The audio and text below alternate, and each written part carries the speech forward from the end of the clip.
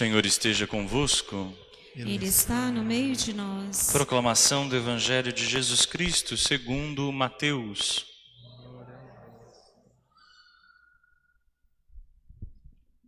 Naquele tempo apresentaram a Jesus um homem mudo que estava possuído pelo demônio.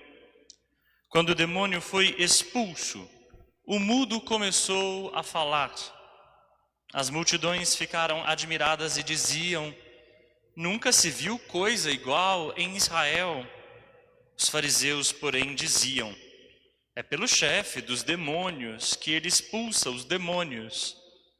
Jesus percorria todas as cidades e povoados, ensinando em suas sinagogas, pregando o evangelho do reino e curando todo tipo de doença e enfermidade. Vendo Jesus as multidões, compadeceu-se delas, porque estavam cansadas e abatidas, como ovelhas que não têm pastor.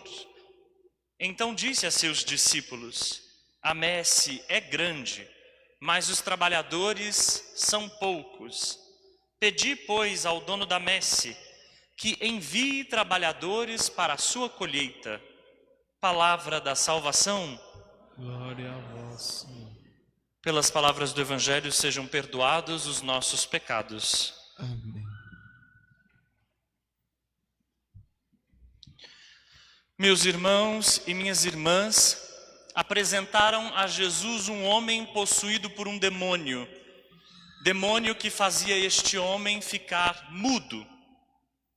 Não nos enganemos desde o início, pois a mudez de que nos fala o Evangelho aqui não é bem a mudez de qualquer problema nas cordas vocais ou da falta de fala. É a mudez da falta de anúncio da palavra de Deus. É como se o Evangelho de Mateus estivesse nos dizendo assim: alguém incapaz de anunciar a palavra de Deus é como se estivesse possuído por um demônio mudo. Todos nós somos convidados a anunciar a palavra de Deus. Mas como anunciá-la sem antes tê-la recebido? Ninguém leva o que antes não tem. Ninguém pode dar o que antes não recebeu. Ninguém pode apresentar o que antes não assumiu. Ninguém pode, enfim, anunciar se antes não escutou.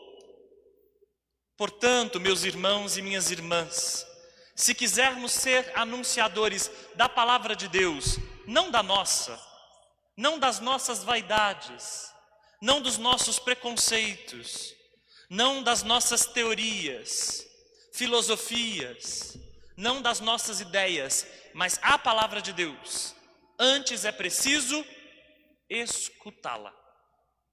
Infelizmente, muitos até falam, mas não falam da palavra de Deus. Usam a palavra de Deus para envelopar, para embrulhar o próprio preconceito e a própria perversidade.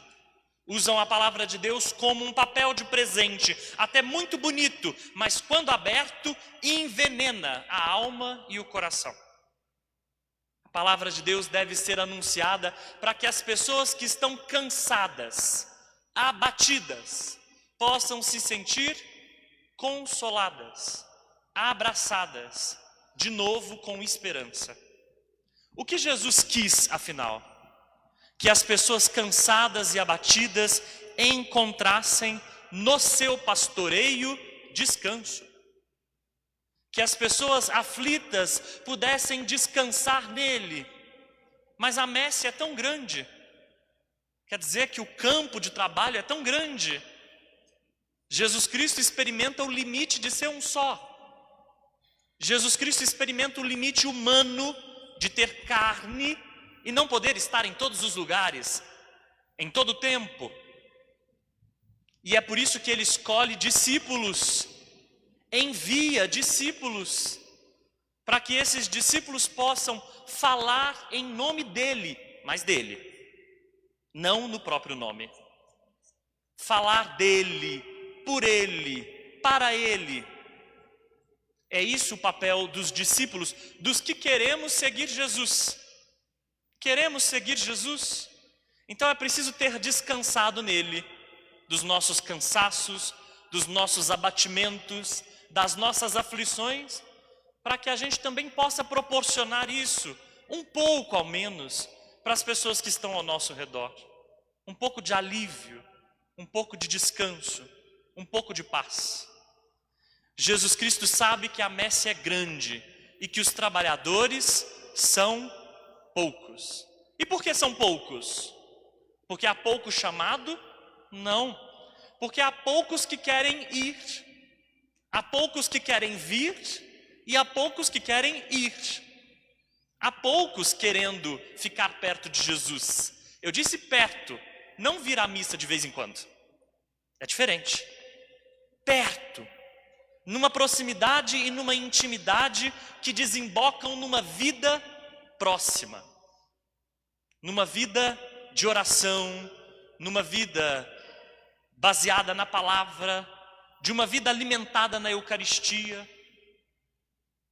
Ora, a messe é grande, mas os trabalhadores são poucos, porque muitas vezes a gente está esperando que o outro seja trabalhador. Porque muitas vezes a gente espera que o outro faça. Porque muitas vezes a gente espera que o outro resolva, mas a gente não se coloca, não se compromete. Aceita, admite viver uma espécie de espiritualidade à distância. Uma espécie de encontro com Jesus bem de longe. A gente aqui e ele lá em Tupaciguara, bem longe da gente. A gente vive uma espiritualidade de falta de intimidade. Talvez a gente nem pudesse chamar isso de espiritualidade.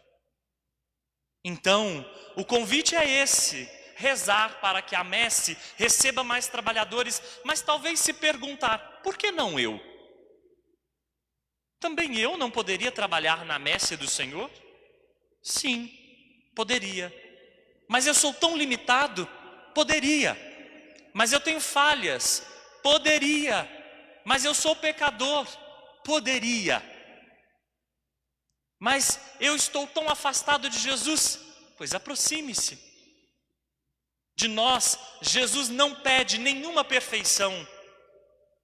De nós, Jesus não pede que para estar perto dele ou anunciar a sua palavra, nós sejamos irrepreensíveis, sem divisões ou ambiguidades. Não, ele pede somente que a gente possa descansar nele, experimentar a sua palavra e apresentar essa palavra que descansa para outras pessoas também. Não deixemos que os demônios mudos nos possuam. Já a primeira leitura fala de outro tipo de demonia. Se é ruim não falar, é péssimo não escutar. E é por isso que Oséias diz a um povo duro de coração, porque na Bíblia, vocês devem saber, não se escuta com o ouvido, se escuta com o coração. Essa é a verdadeira escuta. Só escutar com ouvidos não é suficiente. E o profeta diz, esse povo tem um punhado de preceitos, mas não escuta. Vai colher tempestade, porque é isso que planta.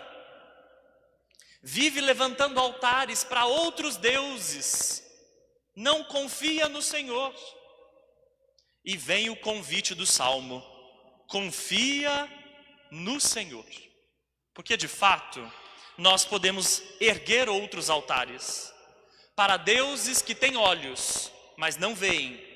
Para deuses que têm ouvidos, mas não ouvem.